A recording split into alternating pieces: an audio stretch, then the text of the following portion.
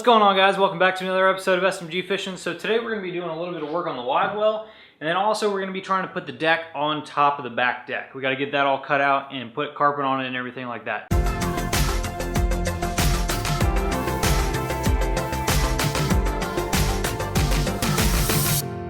Alright, so the first issue we're dealing with right now is this is my live well, and we have to set this in the bottom obviously, but this drain protrudes about maybe 2 inches, 2.5 inches. So what we have to do is, we're trying to figure it out right now. I think what I'm going to do is put some foam underneath here and then cut out where the drain is so that it has insulation, but it's also keeping it up off the bottom of the deck so it doesn't break this drain off. All right, and then we got to come over here and we got to put the live well in, and we got to figure out where the doors are going to sit so we can build some supports that go straight across. One here and then one over there. And then we can start cutting the deck, I guess.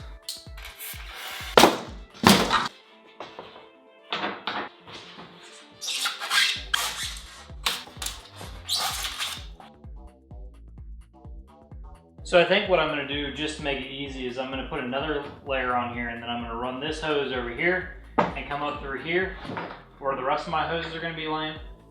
And then that way I can round them behind here and go up to the side where all my pumps and everything are going to be sitting. Actually, one piece may be enough. Let's see if we get lucky.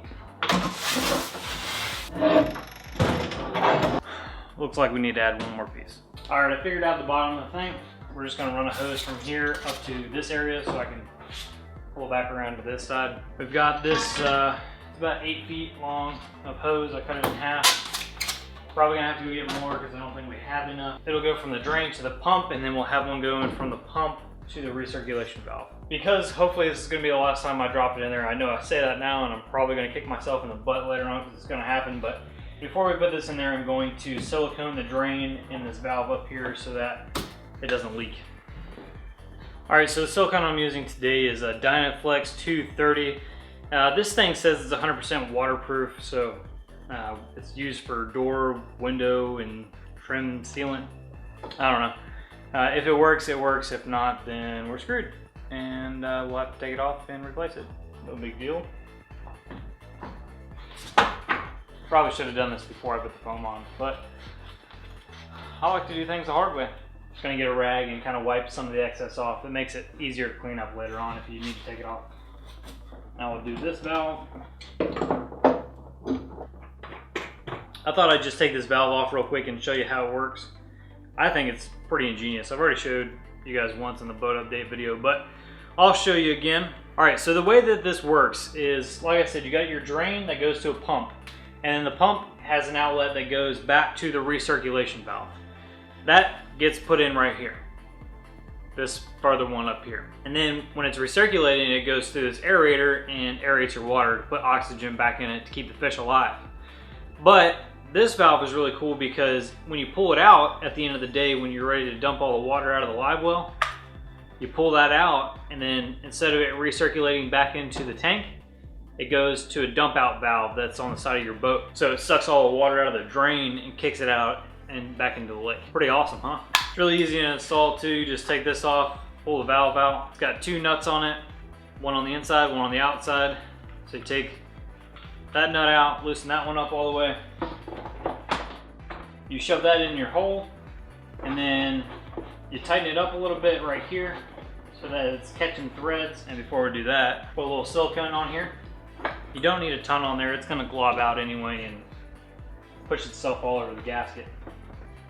So tighten that up a little bit, and you can push it in there, and I'll put a little bit of sealant on here. And then you take your second nut on the other side of those threads, and you're gonna tighten it in that way. And really, I think the best thing about this valve is that it was like $22 or something like that. It's not expensive at all. So if you guys are looking to do a fixed live well system, make sure you go pick one of these up. These will be linked down in the description. And then same thing, we're just gonna wipe away all that excess, especially on the inside, because you don't want that sealant to contaminate the fish. After you got it all set, you're gonna take your valve, and this just pushes onto the other side, and then you tighten it up with that wing nut right there. There you go, all done. All right, let's drop this live well in place and then hope that it all works out well. Guys, I'll be 100% honest with you right now. I don't know if we're gonna get on the water tomorrow. I still have a lot of work to do. If I can get this on here and a deck put on here before noon today, I should be okay. but I really don't see that happening. Okay, alright, well, I'm having another brain block. What I really need is a bigger rubber hose for this end, but I think I can get a piece that will thread on here and downsize it so I can put a 1-inch tube on it. That's that rubber tubing that we got, and I'm hoping I'm going to go to another place and get some more 1-inch tubing because I need more for the pump out valve. I need about 8 feet more of that. And also, I just looked at the weather report and it's not looking good for day 4.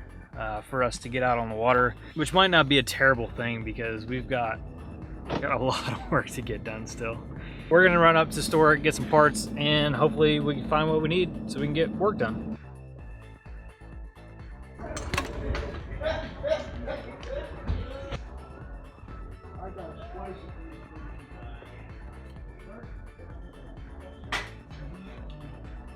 Alright, so we went and got what we needed. We got 8 more feet of that tubing that I was using. And then we also found an identical part to what came on the, I'll show you what part it was later on. Earlier when I went to the hardware store, I was looking for something for this. Now this is a problem I'm having.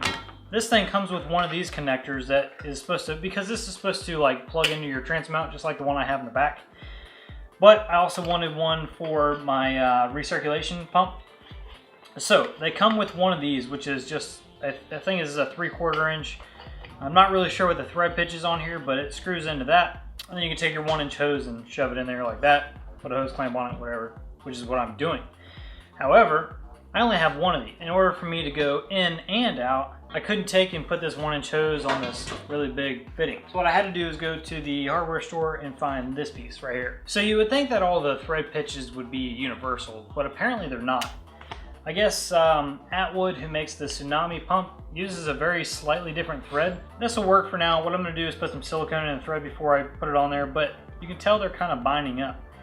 So it must just be like a different thread pitch, as in where this one just slides right on there. So what I'll do is I will link these below in the description so you can go buy some of those, which is probably what I should have done, but I'm running out of time, so I went ahead and bought this. So I'm going to be able to use this to put that hose on there. For some reason, it fits better on these threads right here than it does these threads.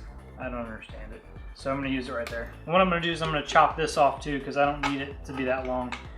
Really just need it to be that long. So I'll probably cut it there. All right, I'm gonna go chop this down a little bit and then we'll get to putting the live oil back together. All right, so when you do cut these down to length, make sure you just cut them straight. It's good if you have a little reaming tool, you can clean out the threads a little bit. So now that pump is very compact. Okay, now to get all this inside of there.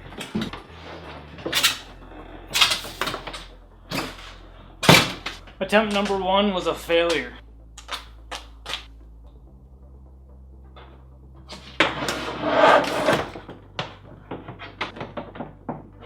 Well guys, the feeling of defeat is real today. Today is day 4, and as you can see, I'm not out on the water. So I actually had a friend come in from out of town that I haven't seen in quite a while. So we went and spent some time with them last night. And on top of that, I didn't get the parts that I needed to finish my swing away tongue, which I'm doing a video on next time. I think you guys are really gonna enjoy that. And you can't really go anywhere without a trailer tongue. So that's okay though. Day 4 is going to be just another building video. I'm probably going to put together this swing away tongue video for you guys, so you'll either see that tomorrow or next week. Also have a trolling motor video in the works to show you guys how to rebuild your trolling motors and how to troubleshoot and diagnose them and stuff like that. So I'm really sorry we didn't get out on the water today, but fortunately that's going to give us another day to work on the boat because clearly it was not going to be done anyway. And so if you guys enjoyed this video, make sure you go ahead and hit that thumbs up button. If you guys haven't already, make sure you go ahead and subscribe. And if you guys have any comments or questions, make sure you drop those down in the comments section. And don't forget to check out any of the products linked down below in the description if you need to buy those for your own boat build. Alright guys, I'll see you next time.